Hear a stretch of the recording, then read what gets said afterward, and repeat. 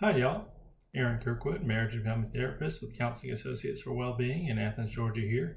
And I wanted to take a quick moment to talk to you today about the importance of checking and managing your stress level during the holiday season.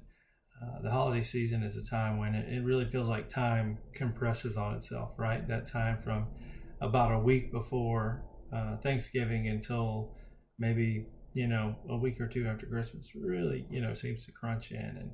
And that causes a lot of people stress. Then you have on top of that trying to decide who's going to wear for what holiday, and some people are have financial strain, and they're trying to figure out how they're going to purchase gifts for everyone, or who, if they have to leave someone out, who they should leave out, etc. So now it can be a very stressful time of year. And so again, I want to talk a little bit about the importance of checking your stress level. So think about it as, checking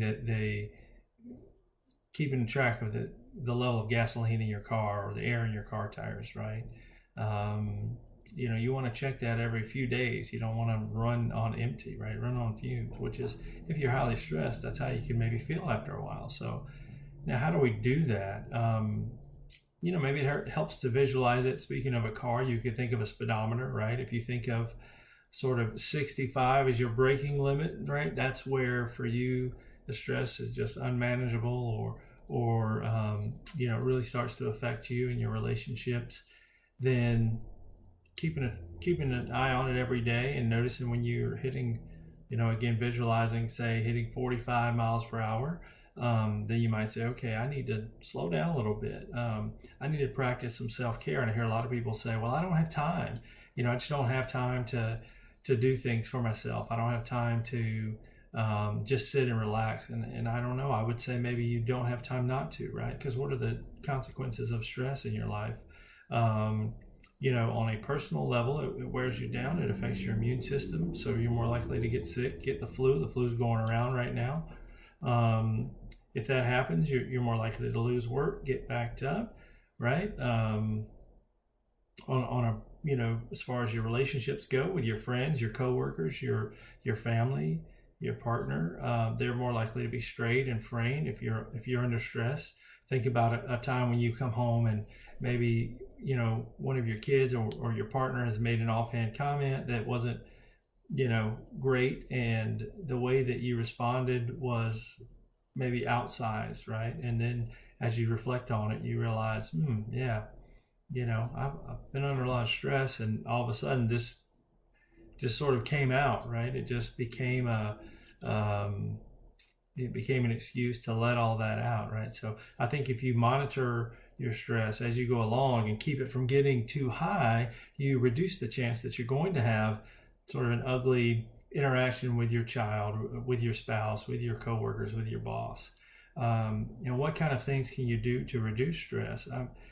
I think you have the best answer for that, right? Because what works for one person may not work for another, generally speaking.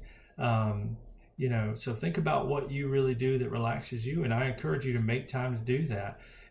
If we talk in general terms, what seems to work well, exercise is huge, incredibly helpful in reducing stress. So if that's something that you don't do, or something that you kind of put on the back burner, maybe make that more of a priority.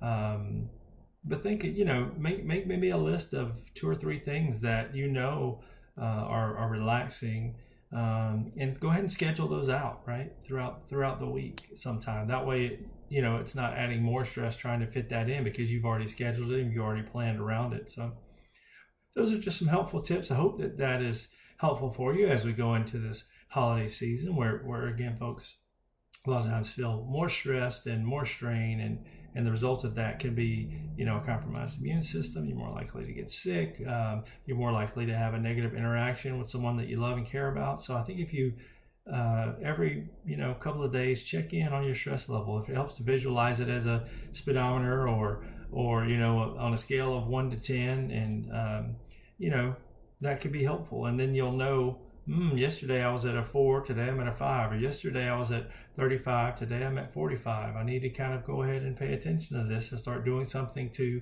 reduce it. But thanks for watching. If you have any questions or comments, My contact information will be below. Thanks. Take care.